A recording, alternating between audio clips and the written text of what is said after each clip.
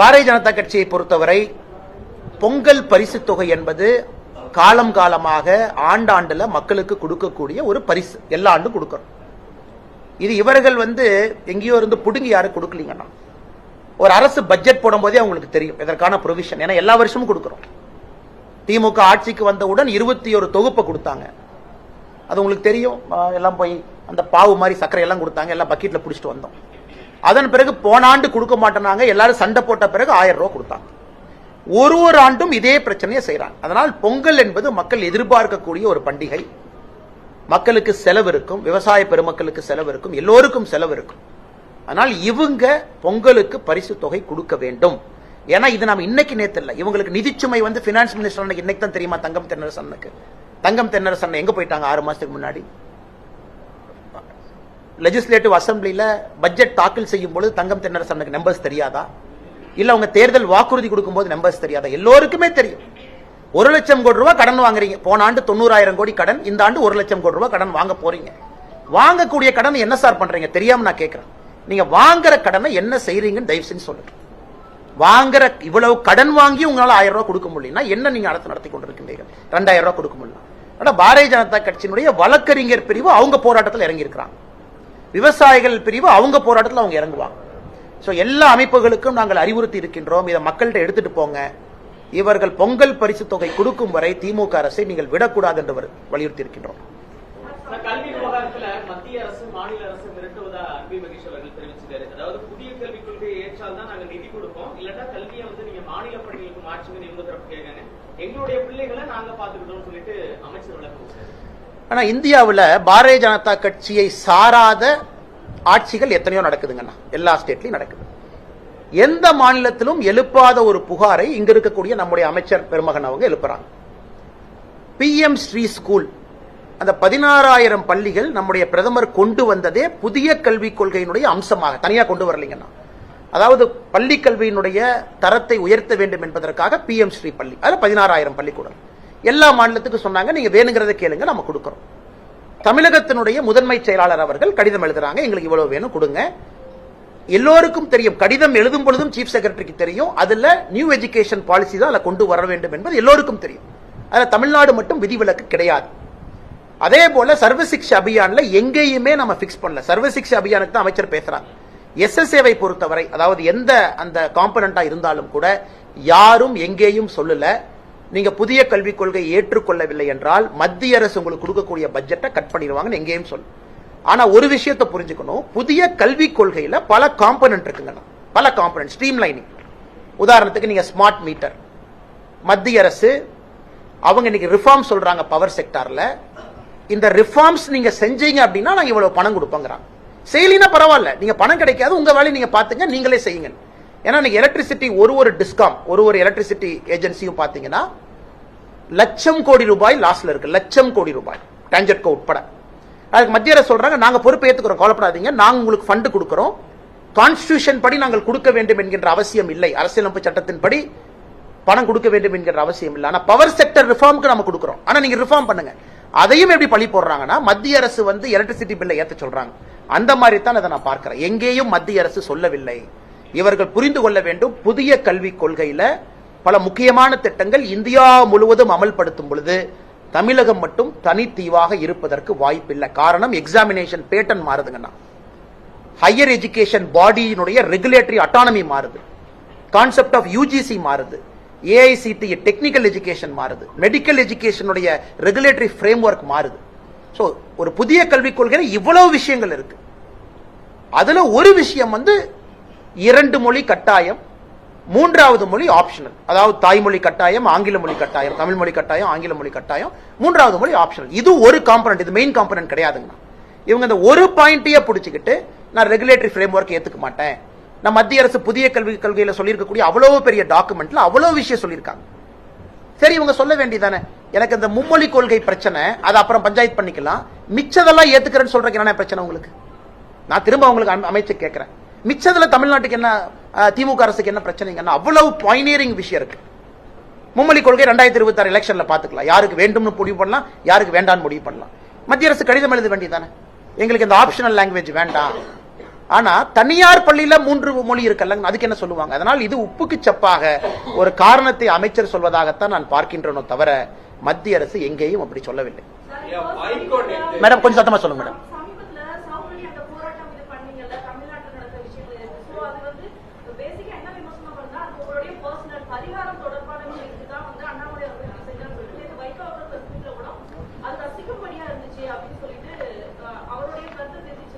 அது மட்டும் இல்லாம திமுக எந்த காலத்திலிருந்து தமிழ்நாட்டில இருந்து இது பண்ண முடியாது, அப்படி என் உயிர் இருக்கிற வரைக்கும் அதை நான் செய்யப்பட மாட்டேன் அப்படிங்கிற கருத்து. நான் உண்மையாலுமே வைகோ ஐயாவின் மீது ஒரு பெரும் மரியாதை வைத்திருக்கக்கூடிய ஒரு மனிதன். தமிழகத்துல ஒரு பெரிய எழுச்சியோடு ஒரு கொள்கையோடு அரசியல் நடத்த வேண்டும் என்று நடத்தி கொண்டிருந்த தலைவர் ஒருவர் திமுகவிலிருந்து பிரிந்து வெளியே வந்த பொழுது அவருக்கு கிடைத்த வரவேற்பு, அவரிடம் இருந்த மாவட்ட செயலாளர்கள், அவர் பேசிய பேச்சுக்கள்லாம் இன்னைக்கு வைகோ ஐயா திரும்ப பார்க்கணும் அன்போடு கேட்டுக்கிறேன். என்னுடைய அனுபவம் ரொம்ப குறைவு, அதனால வைகோ ஐயாவை நான் எந்த விதத்திலும் நான் கிரிட்டிசைஸ் பண்ண போறது கிடையாது.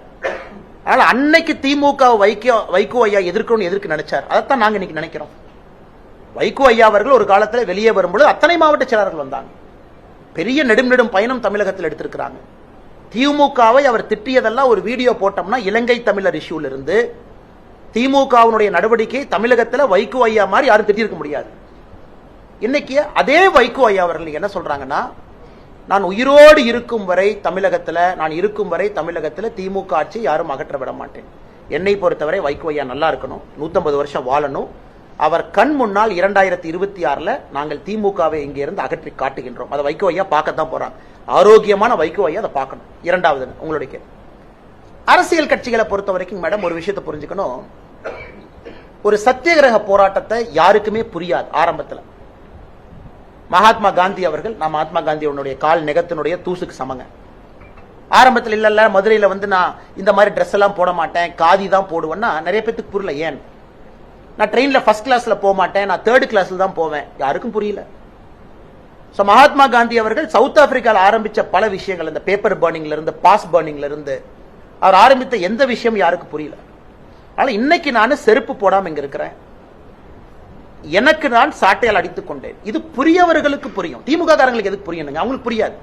அவர்கள் 2026 எலெக்ஷன் கவுண்ட் பண்ணதுக்கு அப்புறம் முதலமைச்சருக்கு புரியும், வாக்குப்பெட்டி எண்ணிய பிறகுதான் அன்னைக்கு புரியும். அவருக்கு அதுவரைக்கும் புரியாது.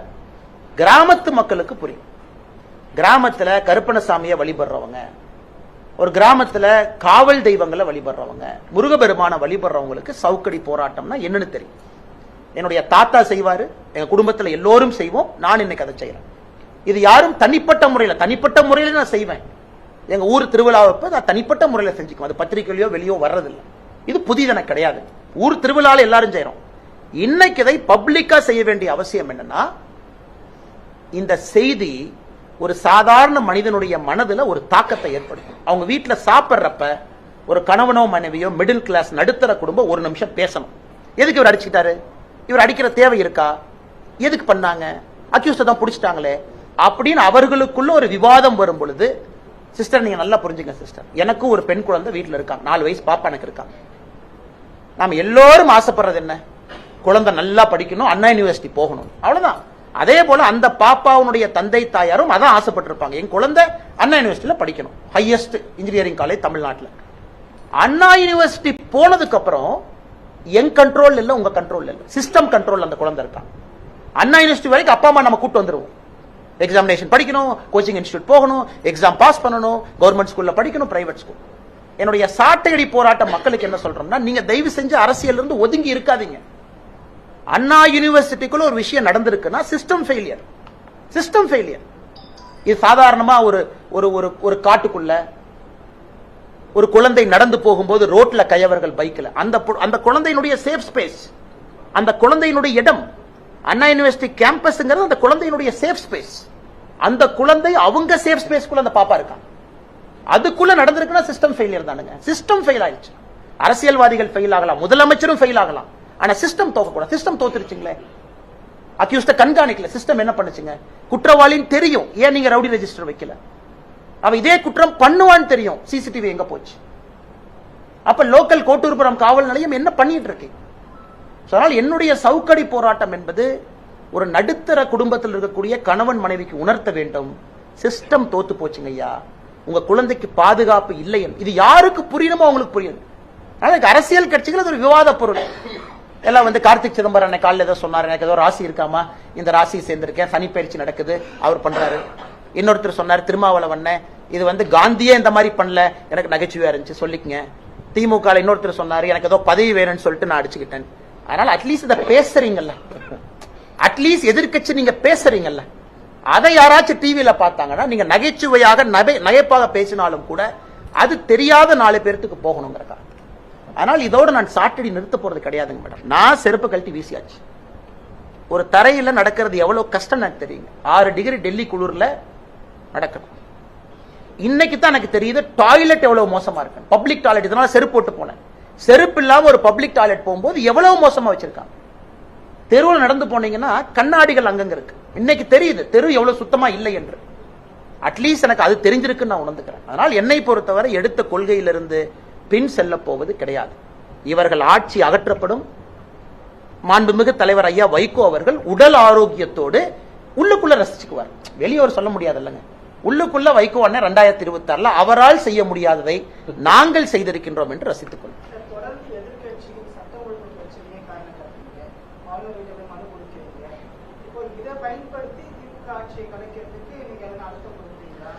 சார், நான் எப்பொழுதுமே ஜனநாயக முறையில் ஒரு தனிப்பட்ட மனிதனாக, இந்த கட்சியினுடைய தொண்டனாக உண்மையை சொல்ல வேண்டும் என்றால் 356 என்பது காலம் கடந்து விட்டது. அது மோடி ஐயா ரொம்ப தெளிவா இருக்காங்க. இந்த 10 ஆண்டு காலத்தில் நாங்கள் பயன்படுத்தவே இல்லை. மோசமான ஆட்சி மம்தா பானர்ஜி, மோசமான ஆட்சி இந்தியா. திமுக சட்டம் ஒழுங்கும் அது பக்கத்துல ஆல்மோஸ்ட் ஈக்குவலா இருக்காங்க 2 பேரும். அறவழி 356 பயன்படுத்தினா எதுக்குங்க செருப்பு எல்லாம் சுத்தணும், எதுக்கு சாட்டை எடுத்து அடிச்சுக்கணும்? அறவழியிலே மக்கள் இவர்களை வீட்டுக்கு அனுப்ப வேண்டும் என்பதில் தெளிவா இருக்கும். ஆனால் எங்களை பொறுத்தவரை ஜனநாயகத்தினுடைய பதில் ஜனநாயகத்துல தான். இந்திரா காந்தி அம்மையார் அவர்கள் முதல்ல கேரளா போனாங்க. உங்களுக்கு ஸ்டோரி தெரியும். இந்தியாவிலே முதல் 356 எங்க பயன்படுத்தினாங்க? நம்பூதிரிபாத் ஆட்சியின் மீது, EMS நம்பூதிரிபாத் பார்த்துட்டு வந்து நேருட்ட சொன்னாங்க. என்ன சொன்னாங்க நேரு ஐயாட்ட? ரெக்கார்டட் டாக்குமெண்ட், எனக்கு அந்த ஆட்சியை பிடிக்கல அப்படின்னு. அதற்காக இந்தியாவிலே 356 பயன்படுத்த முதல் ஆட்சியே கம்யூனிஸ்ட் ஆட்சி. ஆனா ஆச்சரியம் என்ன, கம்யூனிஸ்ட் நண்பர்களும் திமுகவோட சேர்ந்து சட்டம் ஒழுங்கை கிரிட்டிசைஸ் பண்றாங்க இருக்காங்க என்பது மனம் ஒரு வழியை தான் ஏற்படுது.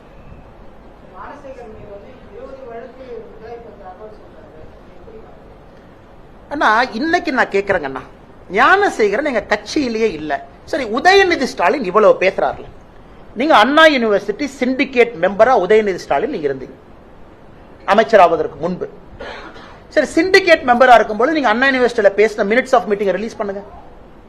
அண்ணா யூனிவர்சிட்டியில திரு உதயநிதி ஸ்டாலின் அவர்கள் எம்எல்ஏ ஆன பிறகு நீங்க அண்ணா யூனிவர்சிட்டி சிண்டிகேட்ல என்ன பண்ணுனீங்கறத மக்களுக்கு சொல்லுங்க. ஏன்னா அடுத்த முதலமைச்சர்னு மார்த்தட்டி கொள்றீங்கல்ல, நீங்க சிண்டிகேட் மெம்பரா. இன்னைக்கும் திமுக எம்எல்ஏ இருக்காங்களா, பரந்தாமன் இருக்காங்களா? இன்னைக்கு திமுக எம்எல்ஏ ஒருத்தவங்க இருக்காங்க சிண்டிகேட் மெம்பரா உதயநிதி ஸ்டாலினுக்கு பிறகு. அந்த எம்எல்ஏ என்ன பண்ணீங்க? உள்ள எத்தனை சிண்டிகேட் மீட்டிங் நடந்திருக்கு? எத்தனை சிண்டிகேட் மீட்டிங்ல நீங்க விஷயம் வச்சிருக்கீங்க? எதுவுமே. இவர்கள் சிண்டிகேட் மெம்பராக உதயநிதி ஸ்டாலின் அவர்கள் அண்ணா யூனிவர்சிட்டிக்கு இருந்தாங்க. அன்னையில இருந்து நாம பேசுவோம். ஆனால் இன்னைக்கு பரந்தாமன் அவர்களை பொறுத்தவரை கட்சியிலேயே இல்லைன்னு முதலமைச்சர் அப்படி தூசியை தட்டுற மாதிரி தட்டுறாரு. நாங்க புகைப்படம் ஆதாரம், பத்திரிகையில பவளவிழால் அவர் இருந்த காட்சி, அவரோடு பெரிய அமைச்சர்கள், அண்ணன் மா சுப்பிரமணியன். இன்னைக்கு ஒரு பிரச்சனை, எல்லாம் எஸ்கேப் ஆகிறாங்க பாருங்க. உதயநிதி ஸ்டாலின் பிரஸ் பாக்குறது இல்ல. அவரை பார்த்தா நீங்க கேட்கிற முதல் கேள்வி தெரியும், எஸ்கேப். அவங்களுக்கு என்ன, 3 மாசம் நம்ம பார்க்கலன்னா மக்கள் மறந்துடுவாங்க, அடுத்த இஷ்யூ வரும், அதுக்கு போயிடலாம். இதுல ஒரு துணை முதலமைச்சர் பிரஸ் பார்த்து அவங்க தரப்பு கிளாரிபிகேஷனை கொடுக்க முடியலனா தைரியம் இல்ல உங்களுக்கு. எதுக்கு துணை முதலமைச்சராக நீங்க இருக்கணும்? ரிசைன்மெண்ட் போயிருங்க. துணை முதலமைச்சராக இருக்கிற நபர் ஃப்ரண்ட் பண்ணும் பிரஸ். அண்ணா கேளுங்கண்ணா, திமுக கட்சின்னு சொல்றாங்கல்ல, நான் எவிடன்ஸ் கொடுக்குறேன் இல்ல அப்படின்னு சொல்லணும். ஆனா இன்னைக்கு உதயநிதி ஸ்டாலின் அவர்கள் பிரஸ் பார்த்து ஏன் ஓடுறாரு? ஏன் பிரஸ் பார்க்காம இருக்காரு? மா சுப்பிரமணியம் அண்ணன் காலைல குடு குடு குடுன்னு ஓடுவார் ரன்னிங் ரேஸ். இன்னைக்கு எங்க பிரஸ் பார்த்தா அதே ஸ்பீட்ல ஓடுறாரு. ஏன்னா நண்பர்கள் நீங்க கேட்டுருவீங்க, என்னன்னு நீங்க சாப்பிடுற இடத்துல பின்னாடி அந்த ஞானசேகரன் போட்டோ இருக்குன்னு கேட்டுருவீங்க. ஓட்டப்பந்தயத்திலே ஓடுகின்ற வேகத்தை விட மாசு அண்ணன் பிரஸ் பார்த்து ஓடுறாரு. அதனால சகோதரி, நான் தெரியாம கேட்கிறேன், எங்கள் குற்றச்சாட்டு திமுக கட்சியின் மீது புகைப்பட ஆதாரத்தோடு அவர் இருக்காரு, பகவலால பங்கேற்றிருக்காரு, இவ்வளவு விஷயங்கள் சொல்லியும் கூட ஒரு கட்சி அப்படியே லெப்ட் ஹேண்ட்ல நான் டீல் பண்ணிடுவேன், இதை மக்கள் மறந்துடுவாங்கன்னா எந்த அளவுக்கு அவர்களுக்கு ஒரு மன விஷயம் இருக்கும்? தமிழ்நாட்டு மக்கள் டேக்கன் ஃபார் கிராண்டட். அடுத்த இஷ்யூ நடக்கும், இதை மறந்துடலாம், அடுத்த இஷ்யூ வந்தோடனே பேசிக்கலாம். இதைத்தான் நாங்க எதிர்க்கிறோம். நடுத்தர மக்கள் இதைத்தான் கேட்கணும்னு நாங்க சாட்டையடி நடத்துறோம். இந்த ரேப்பா முடிஞ்சிருச்சு, அடுத்த ரேப் வரும்போது பேசிக்கலாம். அடுத்த ரேப் இதை விட கொடூரமா இருக்கும், அதை பேசுவோம். அப்படித்தாங்க இன்னைக்கு நியூஸ் சைக்கிள் போகுது. அப்படித்தானே திமுக ஆட்சி நடத்துறாங்க. அடுத்து நடப்பது இதை விட கொடூரமா இருக்கும்போது இதை மறந்து விடுவோம். அது மறக்க கூடாது என்பதற்காகத்தான் இந்த போராட்டத்தை உங்க முன்னாடி பாமக விவகாரத்துல நீங்க போராட்டத்தை உயர்நீதிமன்றம் சொல்லியிருக்காங்க, ஏன் அரசியல் செய்றீங்கன்னு உயர்நீதிமன்றம் சொல்றாங்க? தெரியலங்க எனக்கு என்ன சொன்னாங்க.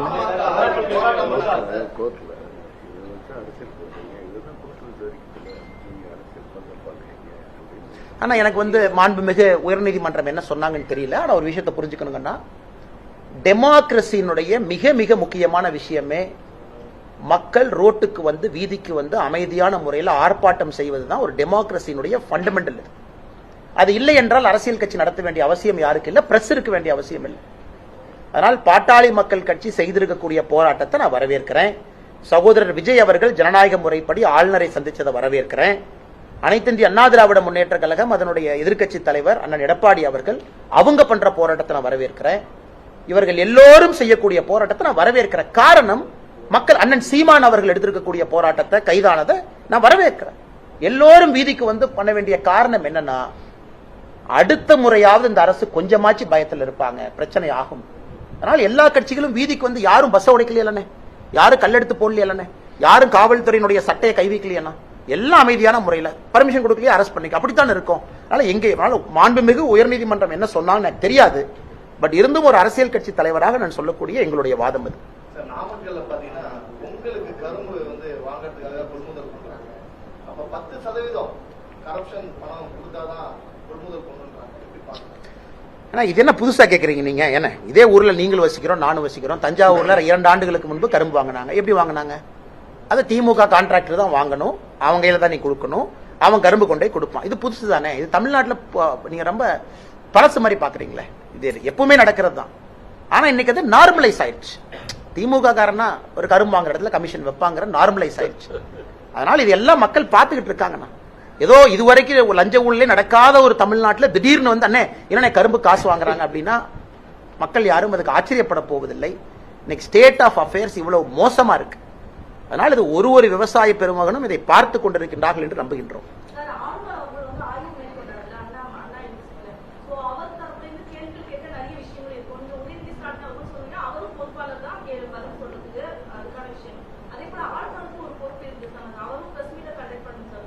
இதெல்லாம் புதுசா இருக்கு மேடம். அதாவது இன்னைக்கு ஆளுநர் அவர்கள் வந்து, நான் ஏற்கனவே சொல்லி இருக்கின்றேன், நான் தான் முதல்ல சொன்னேன்னு நினைக்கிறேன் மேடம். இல்ல, ஆளுநர் அவர்கள் எதற்கு பத்திரிகையாளர் சந்திப்பு நடத்தணும்னு கேட்டேன். அதாவது அந்தந்த மாநிலத்தினுடைய ஆளுநர்கள் ஸ்டாண்ட மாத்திக்கலீங்க. வந்தாவே பொலிட்டிக்கல் கேள்வி வரும், அல்லது நார்மல் கேள்விக்கு பதில் சொன்னால் அது பாலிடிக்ஸ்ல போய் முடியும். சட்டம் ஒழுங்கு சரியில்லைன்னு ஆளுநர் சொல்றாரு. அது தமிழக ஆளுநர் சொல்லலாமா?